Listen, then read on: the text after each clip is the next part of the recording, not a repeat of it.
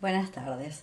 Este cártel lo conformamos tres personas: Marcela Pochettino, Carmen Franch y yo.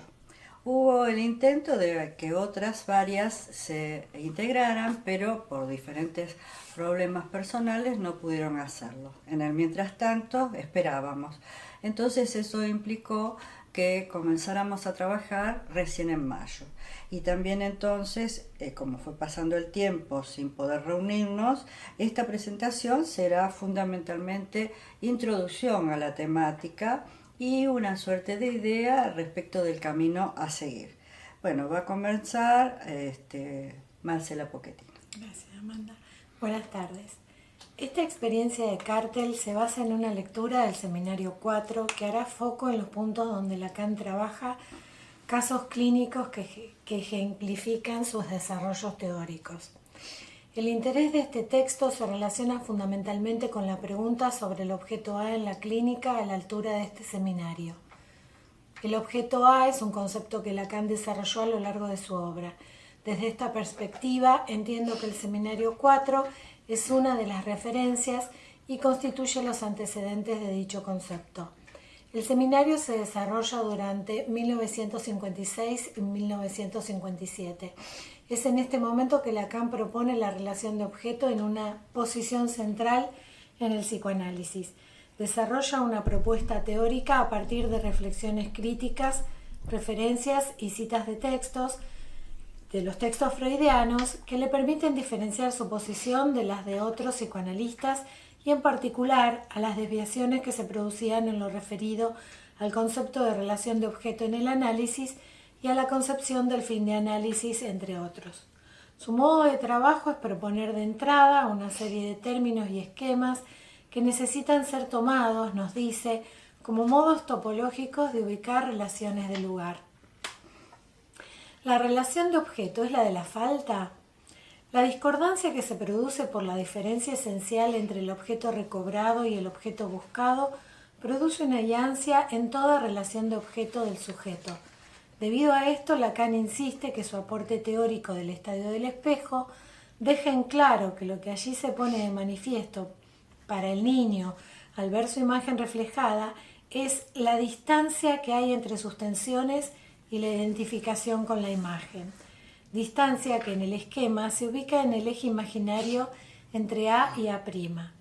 Es allí donde se produce la identificación con el objeto que en un principio es la propia imagen del sujeto. La imagen especular del sujeto es su objeto. A' es objeto con el que se identifica. Nos dice que para comprender el problema de las relaciones de objeto tenemos que partir de una estructura que es la falta de objeto. Hay tres niveles de la falta de objeto. La castración, que corresponde a una falta fundamental, ubicada en la cadena simbólica como deuda. La frustración se trata de una falta que se produce en el plano imaginario como daño.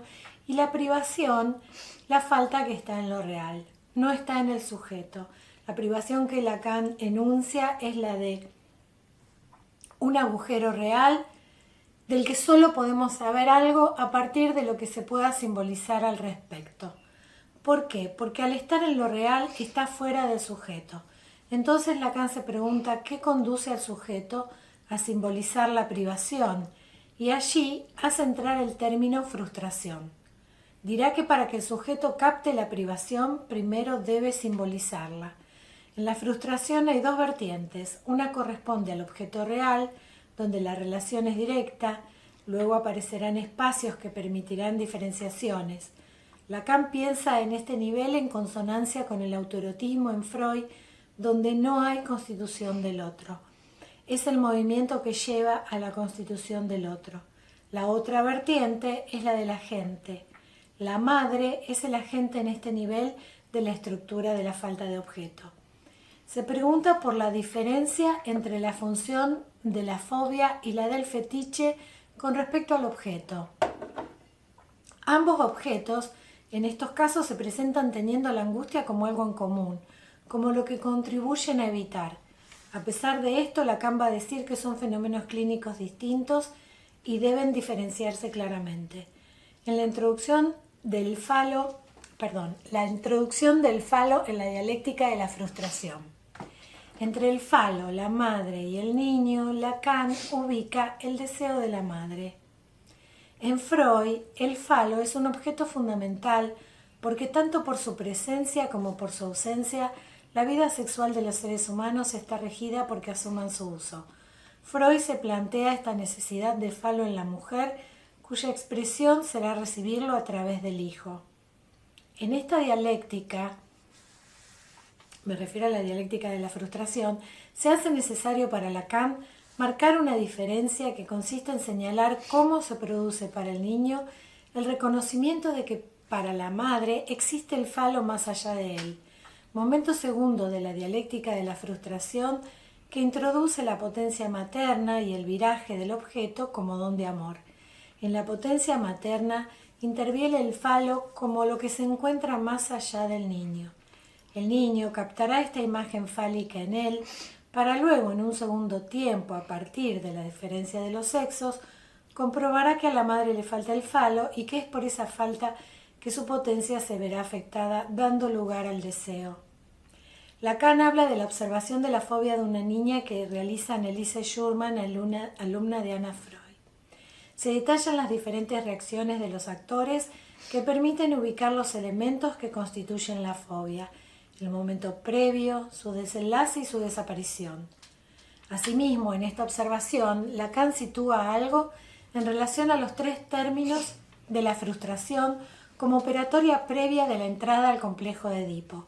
Aplicará su modelo para analizarla y dar cuenta de la necesidad de reubicar a la frustración en relación a la tríada imaginaria.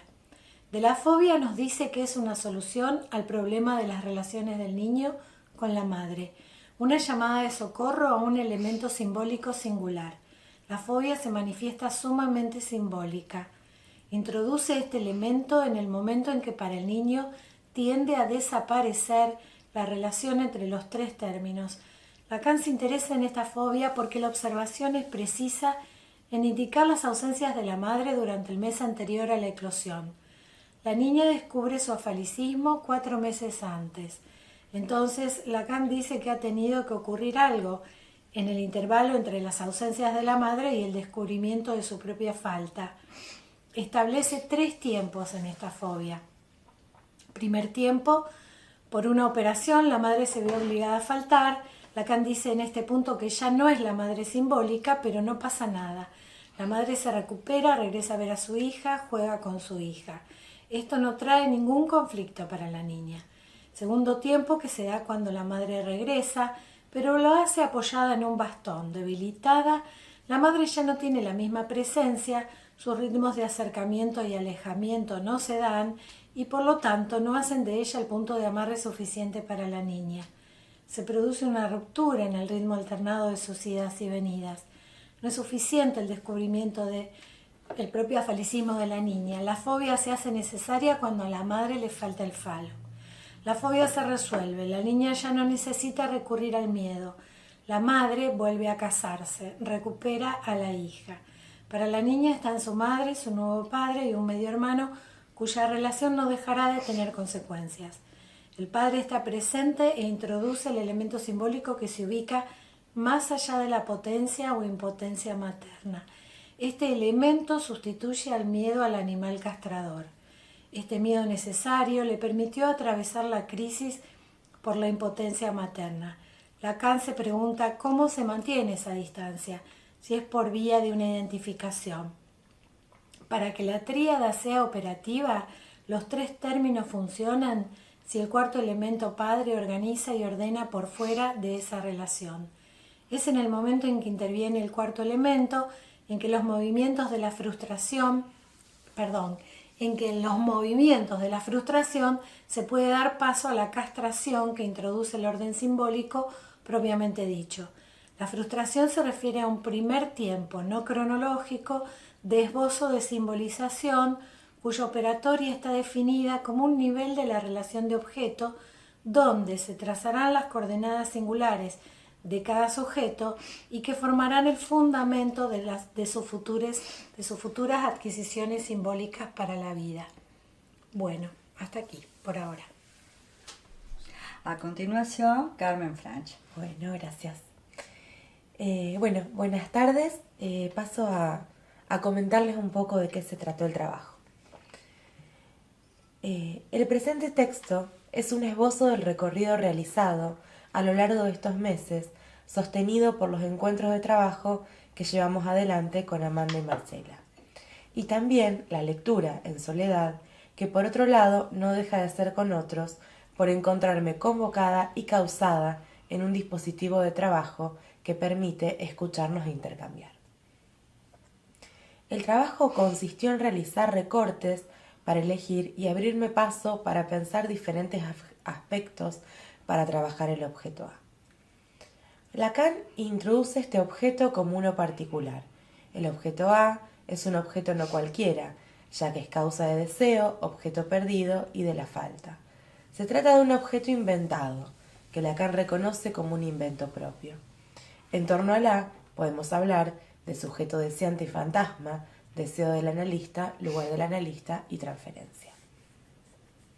¿Pero qué quiso decirnos o mostrarnos a través de su invento? Si Lacan reconoce el objeto A como su única invención, ¿qué propone con esto? Aparecen las preguntas, las tomo y las sostengo. Me acompañan en el recorrido. Al considerar la articulación que existe entre pérdida, duelo y deseo, es posible darle lugar a la operatoria que abre camino al sujeto deseante. Se trata de una articulación que permite reconocer la constitución del sujeto a partir de una pérdida fundamental y de un trabajo que el sujeto lleva adelante en el movimiento de la operación. La pérdida por sí sola, sin la realización de un trabajo extra, no es suficiente para que el sujeto pueda ubicarse como sujeto dividido. El A es entonces el residuo de esa división que abre paso a la constitución del sujeto deseante en el mismo movimiento en el cual se produce la castración del gran otro, falta del gran otro como resultado de esta operatoria. Para que el sujeto asuma este lugar, algo tiene que perder, y esta pérdida también implica una pérdida en el gran otro. El sujeto, en tanto deseante, se encuentra marcado por la falta y en ese sentido se desea de un modo indefinido porque ese lugar vacío puede ocuparse de diferentes maneras. Hay dos articulaciones importantes que voy a tomar, ya que ambas están comprometidas en el movimiento que da lugar a la constitución del sujeto deseante. Lo que se articula es el objeto A, el deseo y la angustia.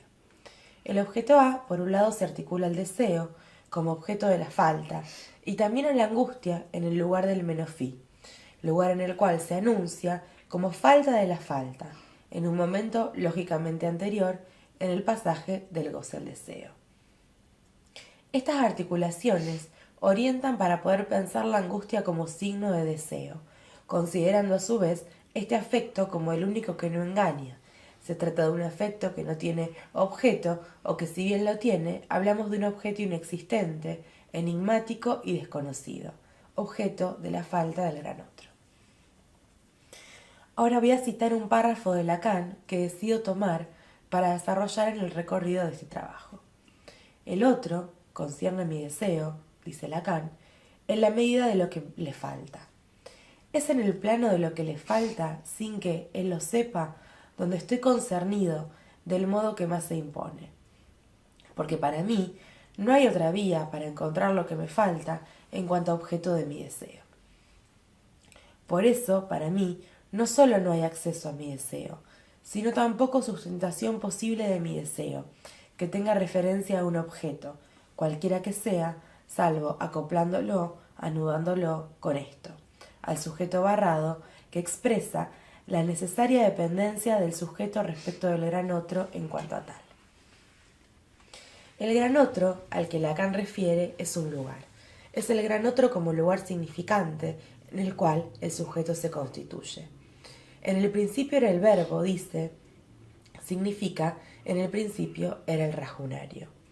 En el intium, comienzo, el rasgunario es anterior al sujeto y lo hace surgir por ser uno en el significante inscripto en el otro anterior al sujeto que historiza. Esto mismo permite diferenciar luego la escena del mundo y podemos pensar la articulación con la angustia en esa relación. En cuanto a la angustia, para introducirla, Lacan se remite a la metáfora de la llave que sirve para cerrar y para abrir. Plantea una diferencia con la teoría de los afectos de Santo Tomás de Aquino, a la cual reconoce su importancia por plantear una división del afecto entre lo concupiscible y lo irascible, pero que por otro lado se sostiene de una idea de bien soberano. La idea de bien produce una distancia con el discurso del psicoanálisis, alejándolo a Lacan de esta teoría.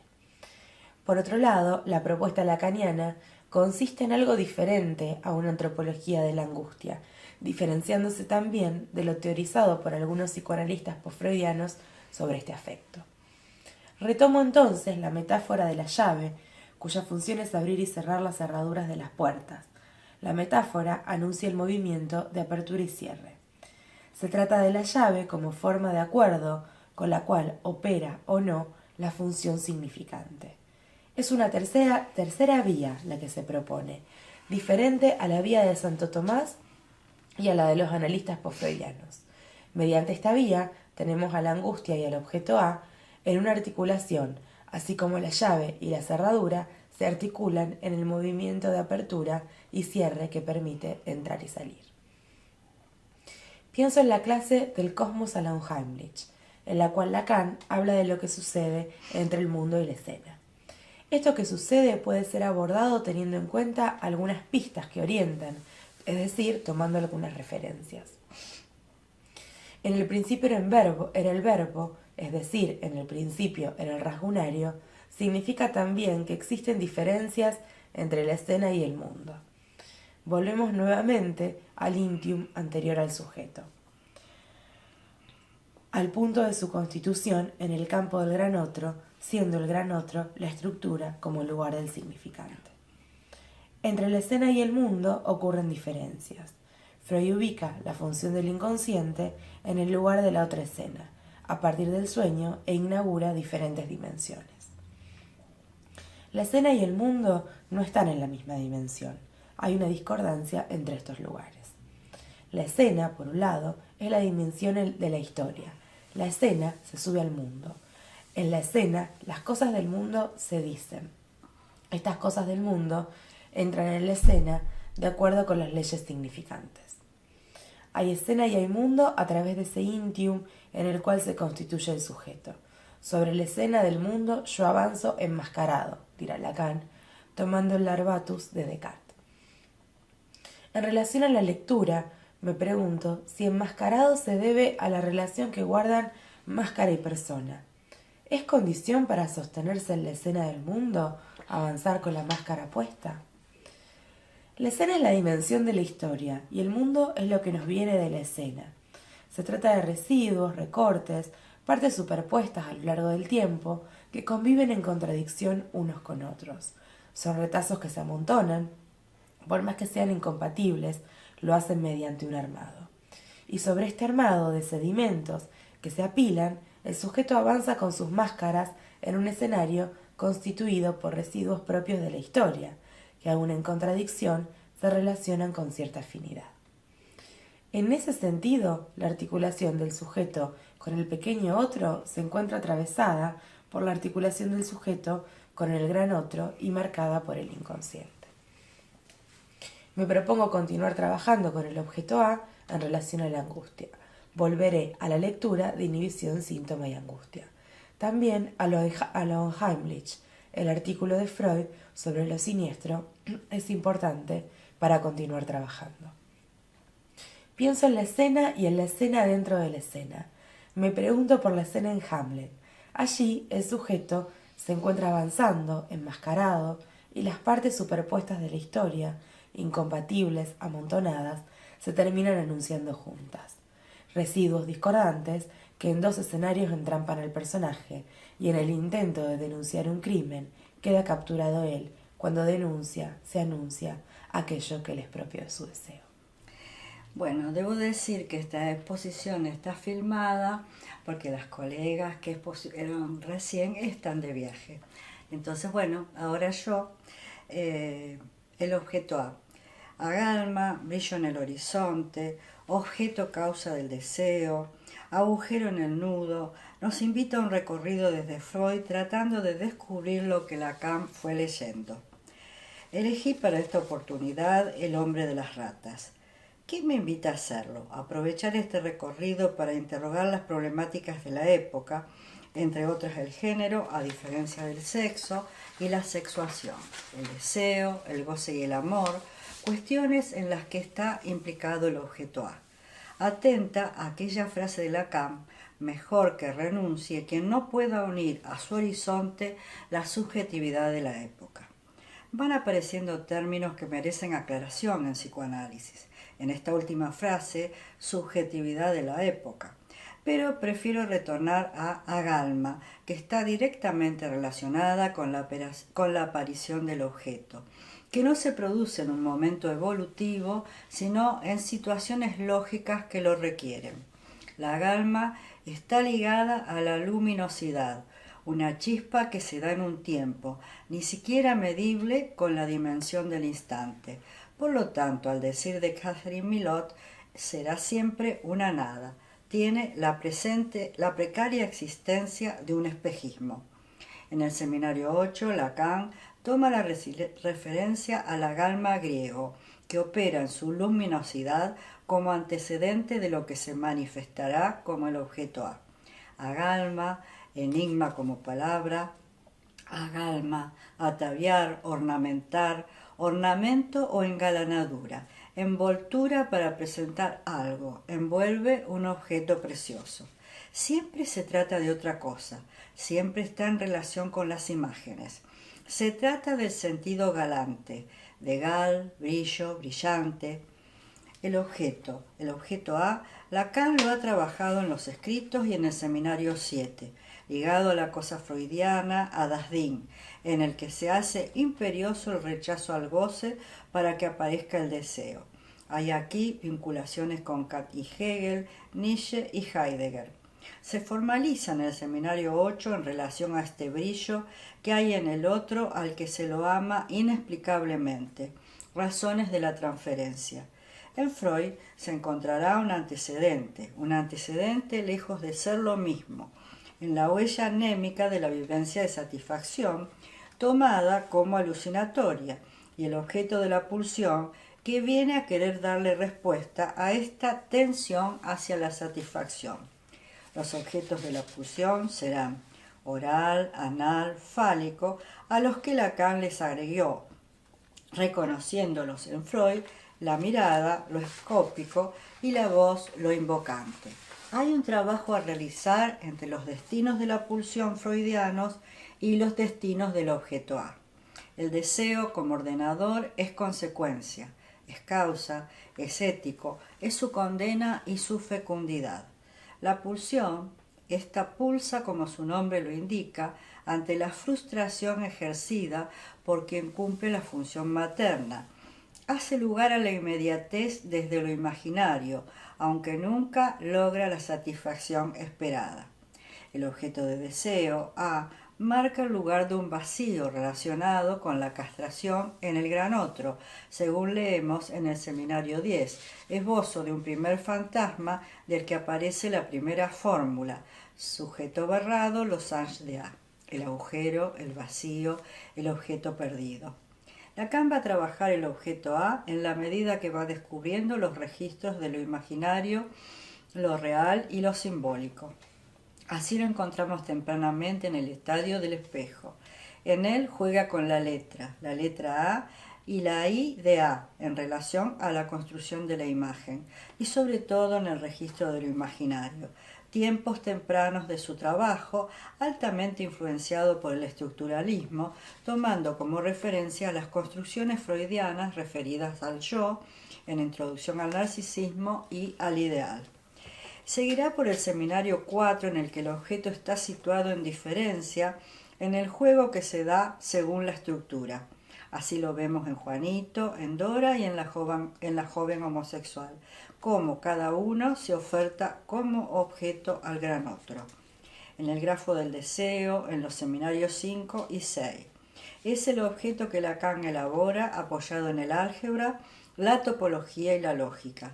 en el 8 referido a la transferencia, en el 9 a la identificación, y nuevamente evoco al 10, Seminario de la Angustia, en el que aparece el objeto A en una posición singular y variable en relación al gran otro para soportar la castración, y una primera aproximación al fantasma que seguiré trabajando desde el Seminario 14.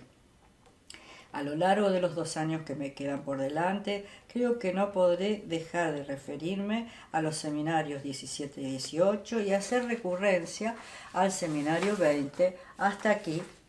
Hasta aquí un primer propósito que seguramente en la medida que lo transite me llevará a múltiples desviaciones. Algunos colegas se remiten a los mitos, otros a la filosofía. Yo prefiero volver a los casos freudianos que abren a múltiples preguntas acerca del hacer en la praxis psicoanalítica y los aspectos que la definen como tal, en diferencia a lo que se puede considerar la clínica. Planteado el camino a recorrer, he aquí un primer acercamiento breve al hombre de las ratas. Hay un motivo de consulta: temor de que ante determinadas situaciones se muera el padre, que ya está muerto, o la dama que le agrada, y agrega padecer impulsos obsesivos, por ejemplo, entre otros, cortarse el cuello cuando se afeita y producirse prohibiciones en cosas indiferentes. Probó distintos tratamientos, entre ellos unos baños que le fueron provechosos, pero él mismo reconoce que se debió a que allí mismo conoció una mujer con la que mantuvo relaciones durante un tiempo.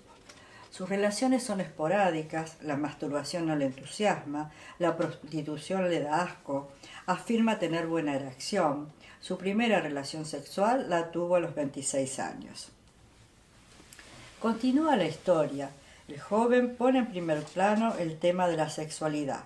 Al preguntarle Freud por esto, dice que es lo que él sabe de su doctrina, habiendo leído la psicopatología de la vida cotidiana, en la que raros enlaces de palabras le hicieron acordar a los enredos de su propio pensamiento, por lo cual se decidió a consultar. Aquí la agalma, el falso brillo que inaugura, es causa de una consulta a través de un juego de palabras, agalma relacionada a la transferencia. En la primera sesión inicia relatando que cuando le vienen impulsos asesinos recurre a un amigo que lo calma y lo halaga, diciéndole que él es un hombre intachable. Recuerda que en su juventud, cuando tendría 14 o 15 años, recurría a otro joven de unos 19 años, quien en un comienzo lo consolaba, pero más adelante comenzó a tratarlo como un idiota e interesarse por una de sus hermanas. Esta fue la primera gran conmoción de su vida. ¿Acaso será una forma de convocar a su analista a un modo particular de relación que él necesita? Continúa con la sexualidad infantil.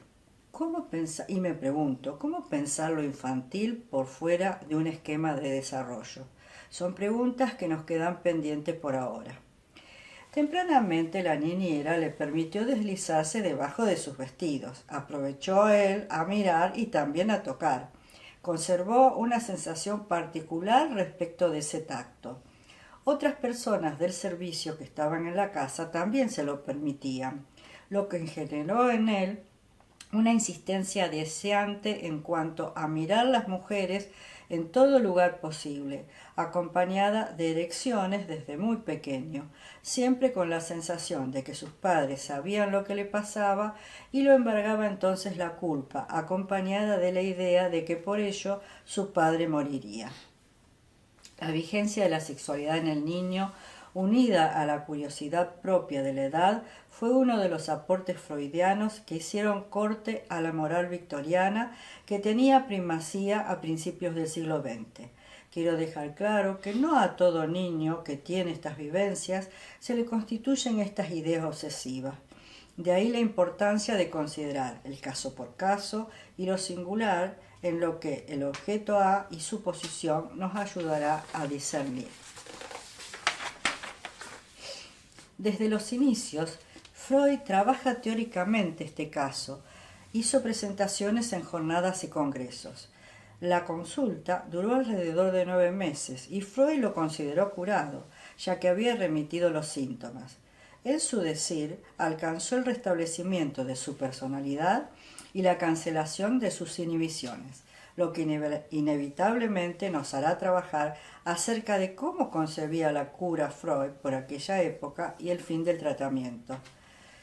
Reconoce la estructura, como a través de lo que escucha en el decir del paciente e inmediatamente ubica que se trata de una neurosis obsesiva a la que llama retórica de la histeria. Bueno, evidentemente el tiempo estaba de otro modo jugado en este caso. Bueno, por esta vez llego hasta acá y ya. Bueno, si por ahora no hay preguntas, fueron introducciones de cada una respecto de cómo se situaba con respecto a poder hacer un recorrido en relación al objeto A. Y bueno, en la próxima presentación que estaremos todas, por ahí podemos responder. Bueno, a ver.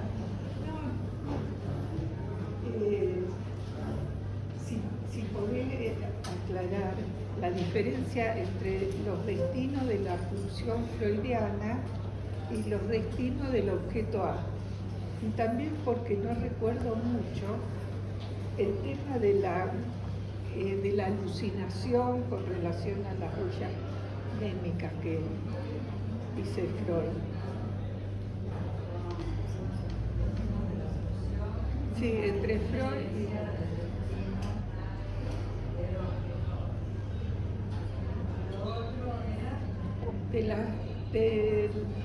del proceso, creo, de alucinación con relación a las huellas némicas. A lo mejor no te escuché bien. Bueno, entonces la primera.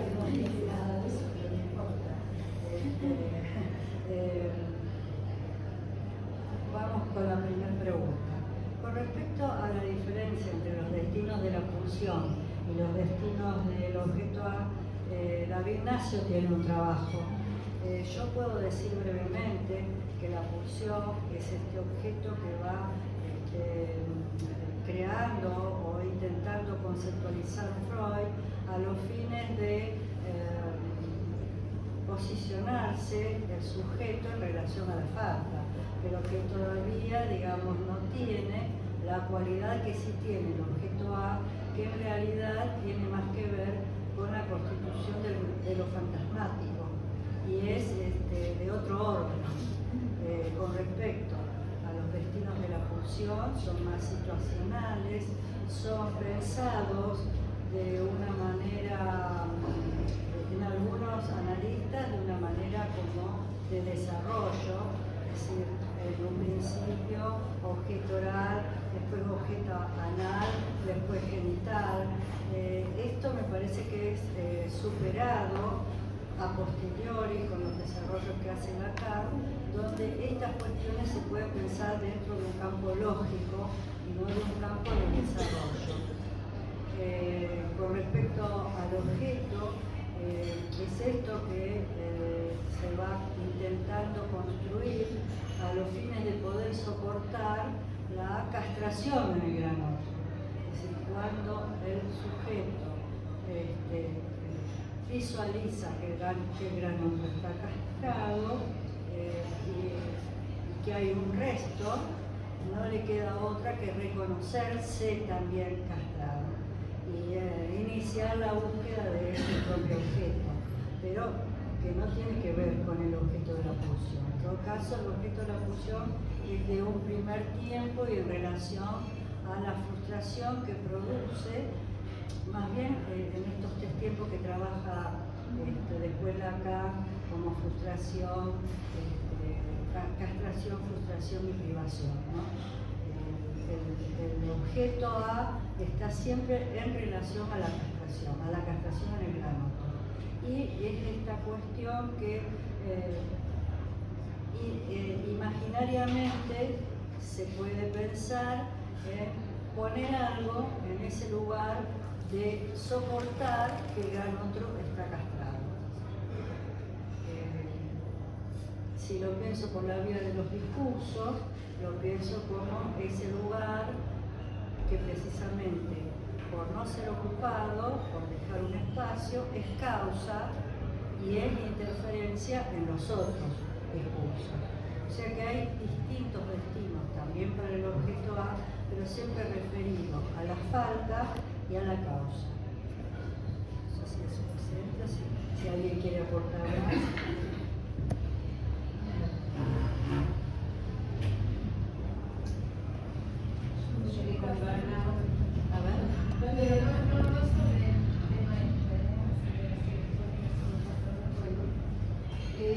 Me quedé con ganas de, si vos tomaste el caso del hombre de las ratas, si pudieras decirnos algo más. Me parece que se me perdió algo de lo último que dijiste. En el caso del hombre en relación al caso del hombre de las ratas. En realidad yo empiezo recién a trabajarlo, porque la intención es no leer lo que Lacan produce en el seminario 0, que está dedicado al hombre de las ratas, intentar hacer yo una lectura e ir articulando con las cuestiones atinentes al objeto A. Pero me van apareciendo preguntas. O sea, primero que inmediatamente de la consulta y las primeras entrevistas, ella empieza a hacer exposiciones en congresos y jornadas. Hacía 6 meses que estaba trabajando con el hombre de las ratas y ya hacía exposiciones en congresos, jornadas y también al interior de la Asociación Psicoanalítica de Viena.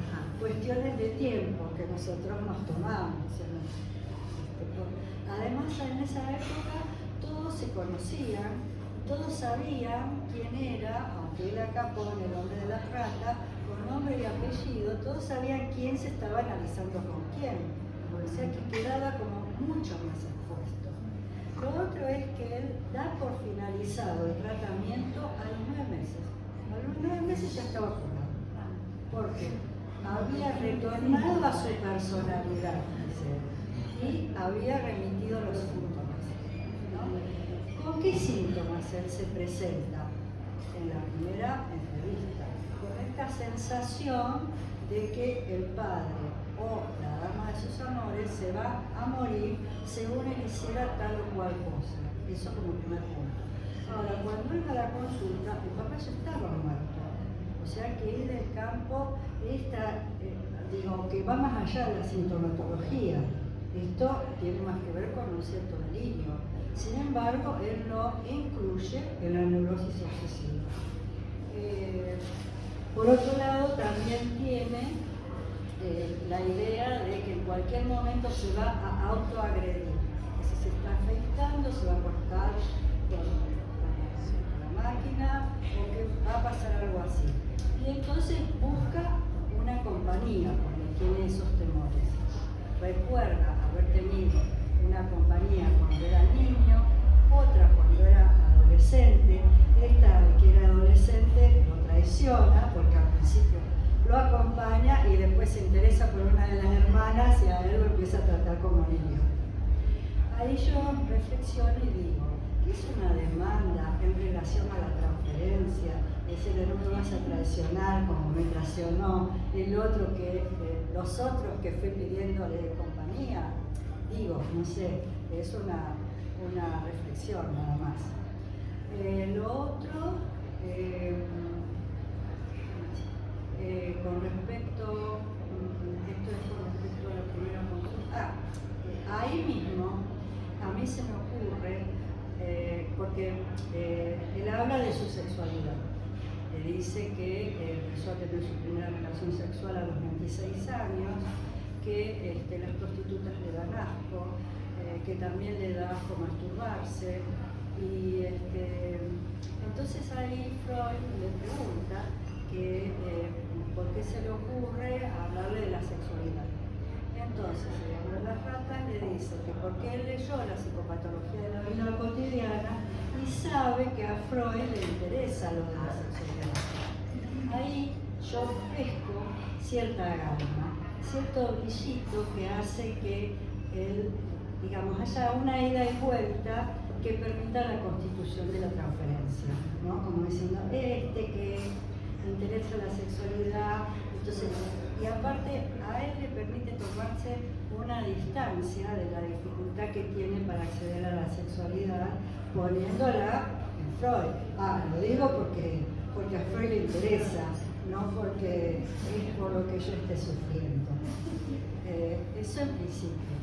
Después, con respecto a la primera sesión, él habla de la sexualidad infantil y de los sucesos que tuvo que vivir. O sea, el primer suceso fue alrededor de los 5 años, donde ve una de sus cuidadoras recostada en un sofá con un vestido bastante transparente y él le pide permiso para verla. Entonces ella le da permiso y él se mete por debajo del vestido y la mira y la toca. Con respecto al tocar, le queda como una sensación particular en la mano cada vez que toca. Ahí podemos hablar de una cierta pulsión más que del objeto, ¿cierto? Y le queda también la atención a mirar cuando pudiera y donde pudiera las mujeres, niñas, adultas. Había otras cuidadoras en la casa que también se lo permitían.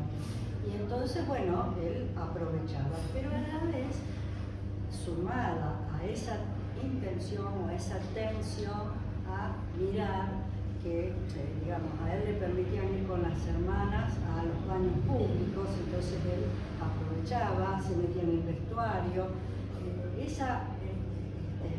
Ese impulso por mirar le traía la misma culpa que empezó para esa época respecto de que los padres sabían esta sensación que él tenía y que el papá se podía morir.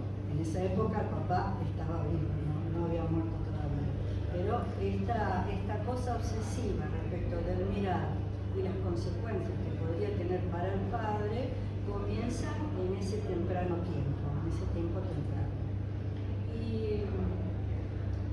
Y lo que yo aclaro es que no a todo niño que tenga este tipo de experiencia le va a venir este tipo de sintomatología. Por eso pongo el acento en la singularidad y en el caso por caso. No sé si te aclaré o si... Sí.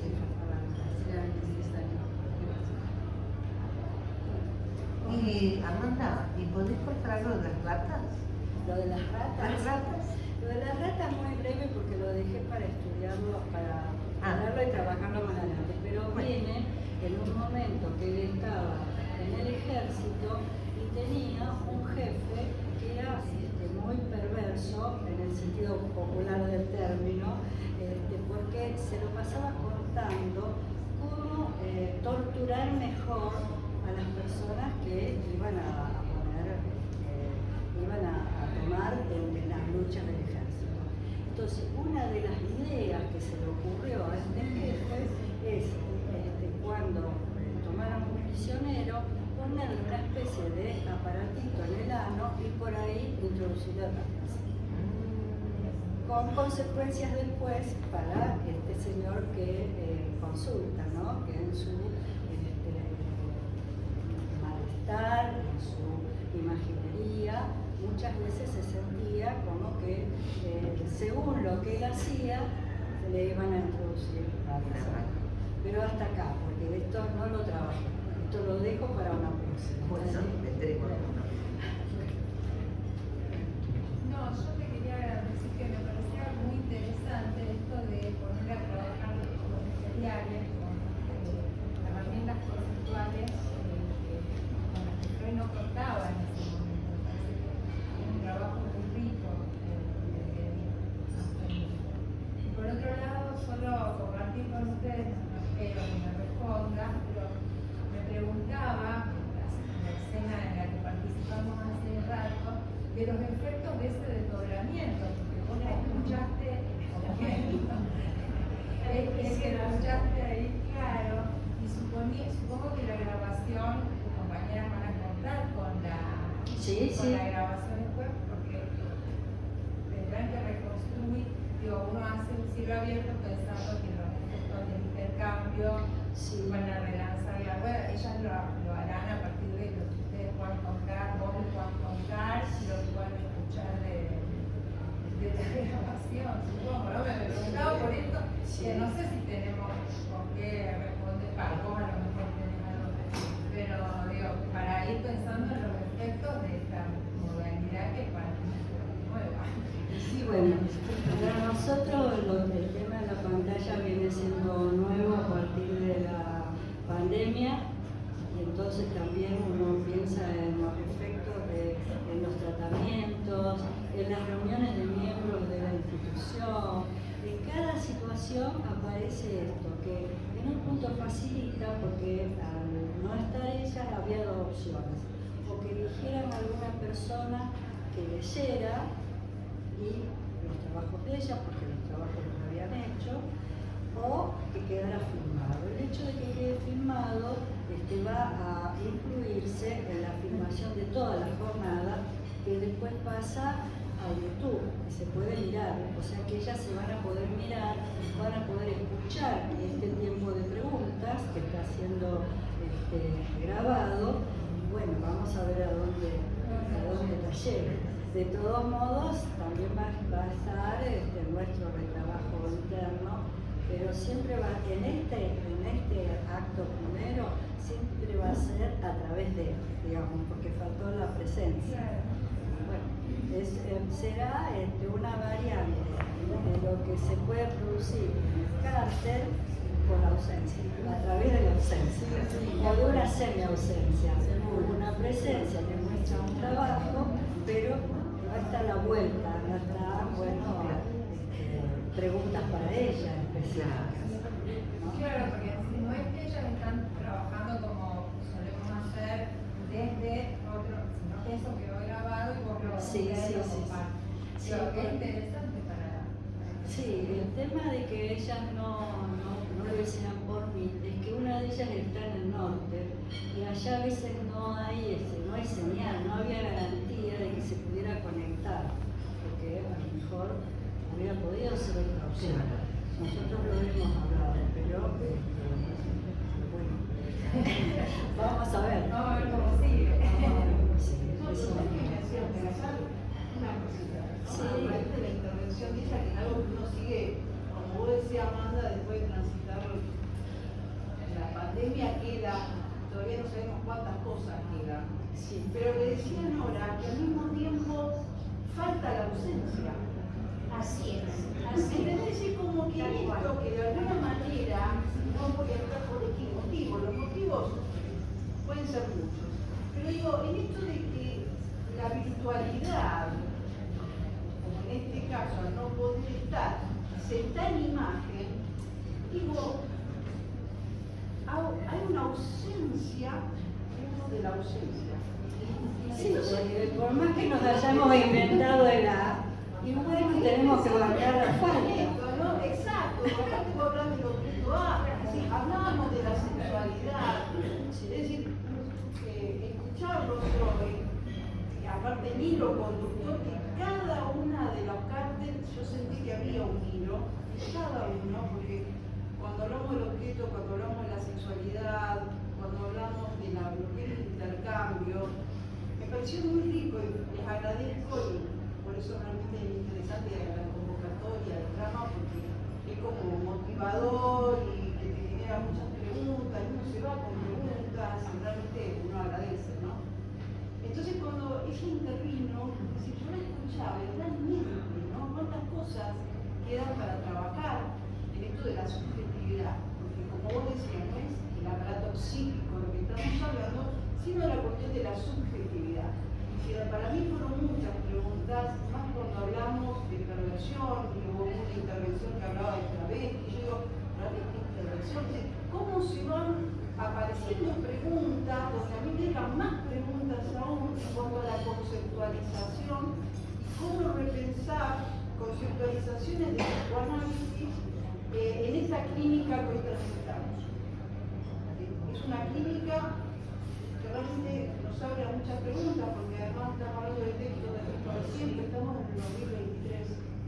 Y hubo muchos cambios, se nombraron leyes, la ley está en consecuencias. Yo creo que hay muchas cuestiones que nos hacen repensar en cuanto también al lugar de la mujer en esto, porque yo me acuerdo del tema de Foucault, cuando habla de los anormales. Entonces Foucault trae el tema de los niños, de las mujeres, de cómo se construyeron, ¿no?, esos lugares, esos asilos. Es muy interesante la lectura, se me agradezco porque me llevó a esto.